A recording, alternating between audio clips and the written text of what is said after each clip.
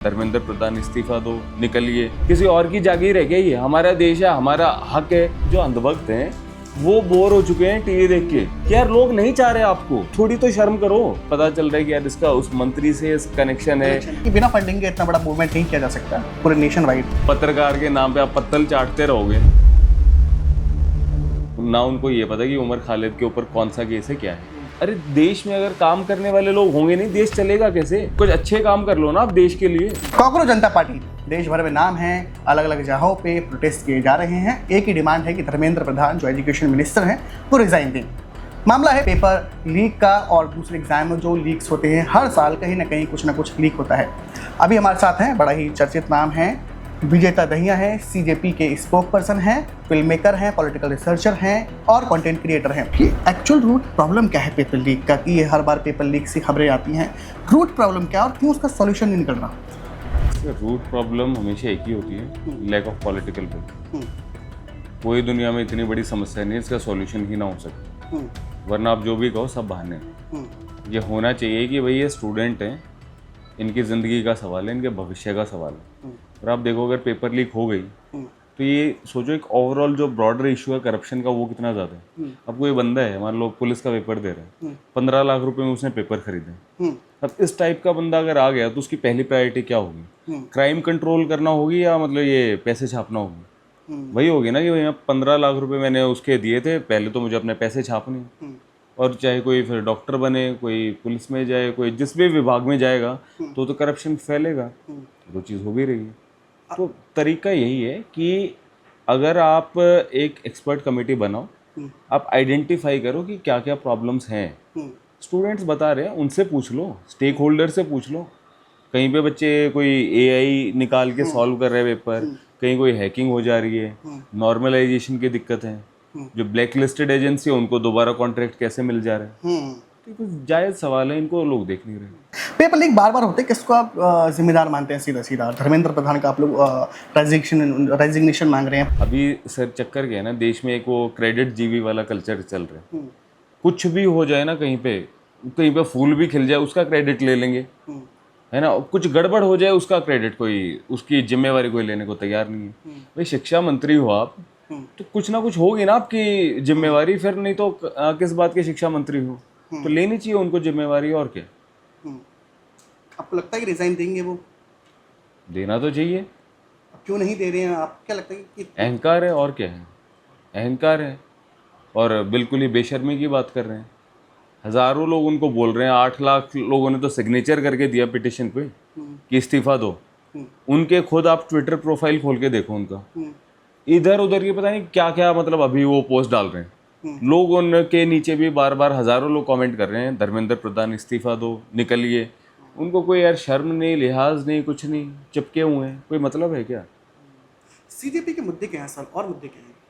Sir फिलहाल तो देखो ये एक सटायर पेज की तरह स्टार्ट हुई। हाँ, वो एक कोइंसिडेंस हुआ कि इसी टाइम पे पेपर लीक्स आ गई। पेपर लीक खैर होती ही रहती हैं अब हमारे देश में। तो अचानक से एक बड़ा ऑर्गेनिक सी ये बात थी कि चलो यार इस मुद्दे को लेके आगे बढ़ा जाए। और ये जो एक देश में हो गए कि लोकतंत्र की भावना कोरोड होती जा रही है, कि हो रहे हैं, लोग कह रहे हैं नहीं नहीं पेपर लीक तो होते ही यार, ऐसे कैसे होते हैं भाई। तो मेन चीज़ तो सर अभी वही है कि डेमोक्रेटिक अकाउंटेबिलिटी फिक्स की जाए। और इस पेपर लीक के मुद्दे पे हमारा टारगेट क्या है? 0 पेपर लीक। एक सिंगल पेपर भी लीक नहीं होना चाहिए। लोग कह रहे हैं कि सीजेपी इस इशू को पेपर लीक के पॉलिटिकली बना रही है। अभी स्टूडेंट मूवमेंट हटके पॉलिटिकली बन गए। नहीं पॉलिटिकल अभी तो क्या है, अभी तो कुछ है नहीं। लोग कह रहे हैं कि ये लोग अब मुद्दा भटका रहे हैं, गवर्नमेंट के खिलाफ ही चल रही है लोग। अरे तो गवर्नमेंट ही तो है, शिक्षा मंत्री जो है वो सरकार का ही तो हिस्सा है। एक तो पता नहीं लोगों में ना कॉमन सेंस रही नहीं है। वो व्हाट्सएप पढ़ते रहते हैं, वो कॉमन सेंस उनकी रही नहीं है।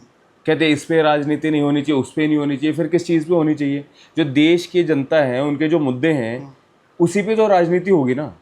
इनकी तो वो राजनीति चल रही है कि इसका नाम बदल दो, उस शहर का नाम बदल दो। ये सब क्या है? इश्यूज है, नहीं जाए भाड़ में, आप आलतू फालतू की बात करते रहो।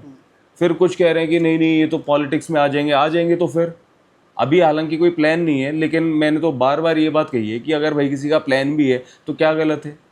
ये क्या बात हुई ये कहना कि भाई राजनीति बड़ी गंदी चीज़ है? इतनी गंदी चीज़ है फिर तुम क्यों चिपके हुए हो वहाँ पे?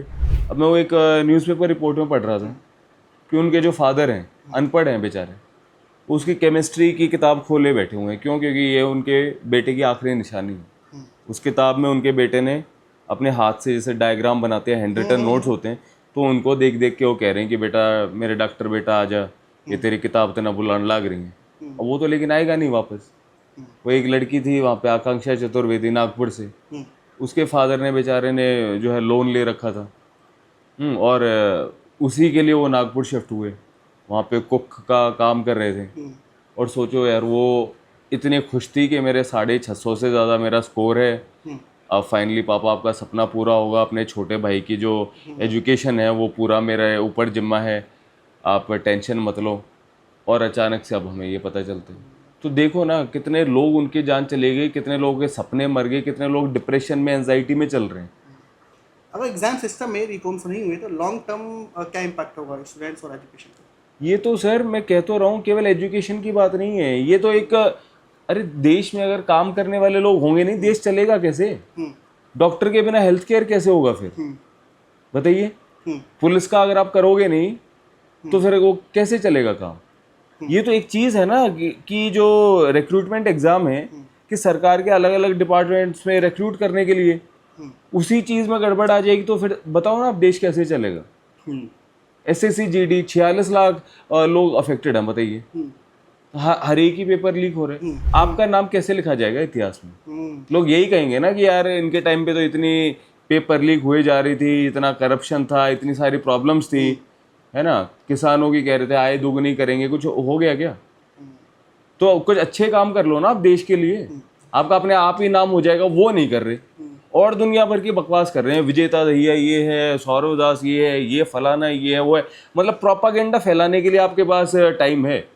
देश के लिए आप काम कर लोगे ढंग का तो अपने आप ही ना विजेता दहिया का मुंह बंद हो जाएगा। ऐसा क्या रिफॉर्म होना चाहिए जिससे कि पेपर लीक कम हो जाए? क्या एक सजेशन होगा? सर इंटेंशन होनी चाहिए, कोई बड़ी बात नहीं है, ठीक है ना। मेरे से तो एक से एक बड़े एक्सपर्ट बैठे हैं, एक्सपर्ट कमेटी बनाओ, देखो कि क्या क्या प्रॉब्लम्स हैं। अब वो लड़का 19 साल का लड़का है, 1 घंटे के अंदर उसने जो है वो CBSE की साइट वो कर दिया, बताइए। तो क्या है फिर, ये कोई मजाक चल रहा है क्या? तो आप बुलाओ यार, जो कुछ एथिकल हैकर्स हैं उन लोगों को बुलाओ, सिस्टम कैसे सिक्योर हो, कोई अपना फ़ोन वगैरह ना चला पाए, किस तरीके से, उस टाइप की चीज़ें करो ना। अभी पता नहीं क्या गया, एक वो मैं पता नहीं फोटो देख रहा था, पहले तो मुझे लगा ये मीम है क्या है, वो उनका मुंह खुलवा के उसके अंदर वो मेटल डिटेक्टर डाल रहे हैं। हाँ, मैं यार तो पैंट वाला भी था, जीन्स में डाल वो उसके अंदर डाल रहे हैं, और वैसे फिर पेपर लीक होती जा रही है। कुछ सेंस बची है क्या कोई देश में? तो वही आप एक एक्सपर्ट कमेटी बिठाओ जो ऑनलाइन हैकिंग वाली प्रॉब्लम, उसके लिए एथिकल हैकर्स को बुलाओ, और किस तरीके से है, किस एजेंसी को मिलेगा, एक स्ट्रक्चर बनाओ ना।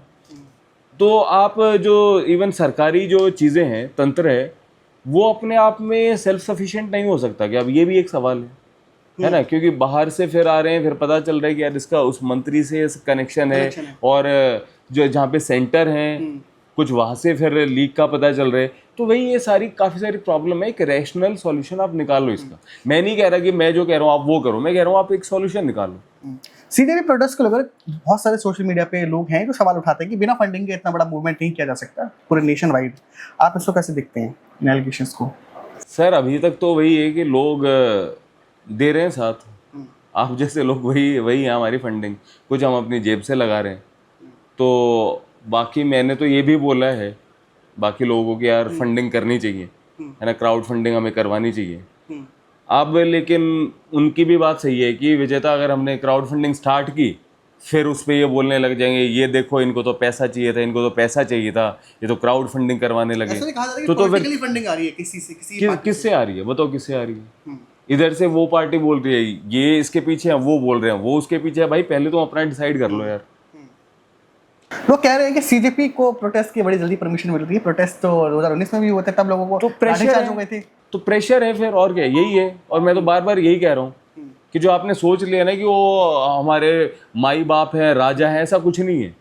करो प्रेशर क्रिएट, क्यों नहीं मिलेगी? हमारा देश है, किसी और की जागीर है क्या? ये हमारा देश है, हमारा हक है प्रोटेस्ट करना। मैंने तो प्रेस कॉन्फ्रेंस के दिन भी कहा था कि जो भी आप ये मुझे बता रहे हो प्रक्रिया समझो, ये वो सब प्रक्रिया हमें मालूम है, आएंगे, परमिशन भी मिलेगी। मैंने पहले ही दिन कह दिया था और मिली परमिशन, क्यों नहीं मिलेगी?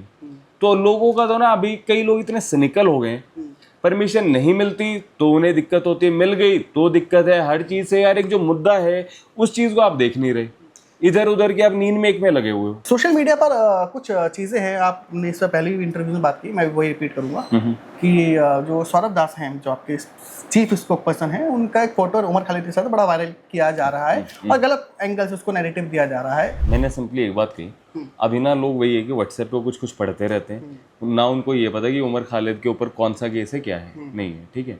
तो जो JNU वाला था तो उसमें तो उमर खालिद का है भी नहीं, ठीक, उसमें थोड़ी ना। ये तो जो दिल्ली राइट्स वाला था उसमें है कि एक तो उसने गांधी जी की कोई वो स्पीच वो दी थी जिसमें वो गांधी जी को कोट कर रहा था, एक वो किसी व्हाट्सएप ग्रुप का हिस्सा है।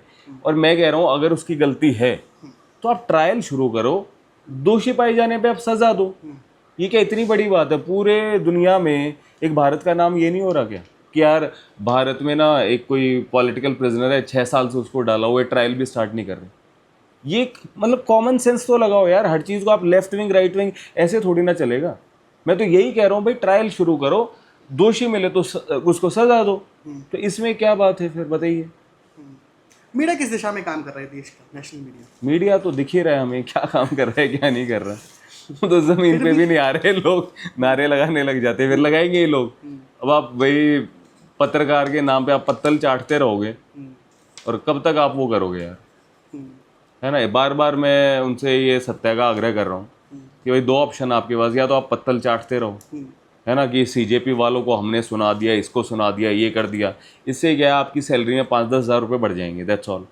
दूसरा ऑप्शन है कि आप देश की जनता के मुद्दे उठाओ ताकि आप खुद पे गर्व कर सको, आपको सुकून हो, अपने बच्चों के आगे आप कह सको कि भाई आपके पिताजी एक अच्छे पत्रकार थे, आपके माँ एक अच्छे पत्रकार थे। जो अंधभक्त हैं वो बोर हो चुके हैं, टीवी देख के बोर हो चुके हैं। उन्हें भी ये पता है कि भाई टीवी चलाएंगे क्या है, हाँ वही होगा, भाई मोदी जी बेस्ट है और ये है, वो भी नहीं देख रहे। TRP खत्म हो चुकी है उनकी। सभी दोस्तों को ये कहूँगा कि अगर ऐसा कुछ हो भी जाए, या मान लो आपका पेपर लीक हो जाए, या मान लो आपका वैसे क्लियर नहीं हुआ, this is not the end, है ना। ज़िंदगी में हमेशा आप पॉजिटिव रहो और हमेशा कुछ ना कुछ करने को होता है। मान लो आप डॉक्टर नहीं बन पाए तो उससे कुछ अलाइड जो चीज़ें हैं, है ना, आप उस टाइप की चीज़ों में आ सकते हो कि आपने अपनी कोई let's say ambulance services start कर ली, कुछ और कर लिया, है ना। तो कभी भी परेशान नहीं होना चाहिए, जान है तो जहान है ना। और पढ़ाई जो आप करते हो वो तो बहुत अच्छी बात है, उसके अलावा अपनी मेंटल हेल्थ का आप ध्यान रखो, नींद भी निकालो, एक्सरसाइज भी ज़रूर करो। आप स्वस्थ हो, आपका मन स्वस्थ है तो ज़रूर आप कुछ ना कुछ अच्छा करोगे। और जहाँ तक ये पेपर लीक की बात है या कोई भी देश के मुद्दे हैं, तो हमेशा सोशली और पॉलिटिकली अवेयर होना ज़रूरी है, तभी तो ये हमारा देश है ना। वरना तो सब अलग अलग लोग हैं तो फिर देश का है कि नहीं। तो इसलिए जो आप काम कर रहे हो वो भी है, लेकिन देश की राजनीति में क्या चल रहा है क्या नहीं, उस पर भी आपको आवाज़ उठानी चाहिए, खुद के लिए भी औरों के लिए भी।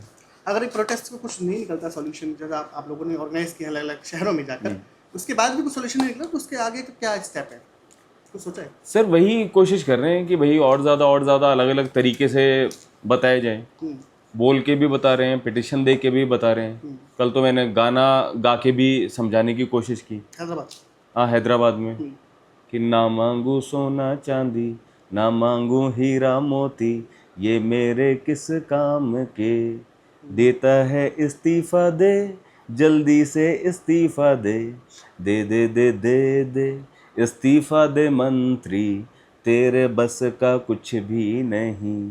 मुझे लगा कि वो बोलने से समझ नहीं आ रहा, गाने से ही समझ में आ जाए कि यार लोग नहीं चाह रहे आपको, थोड़ी तो शर्म करो, किसी काबिल इंसान को आने दो ना, आप कुछ और काम कर लो। तो ये थे हमारे साथ विजेता Dahiya, spoke person of CJP। अभी के लिए इतना ही। अगर आपको वीडियो पसंद आया हो तो हमारे चैनल को सब्सक्राइब करें, वीडियो को शेयर करें, लाइक करें एंड कमेंट करें।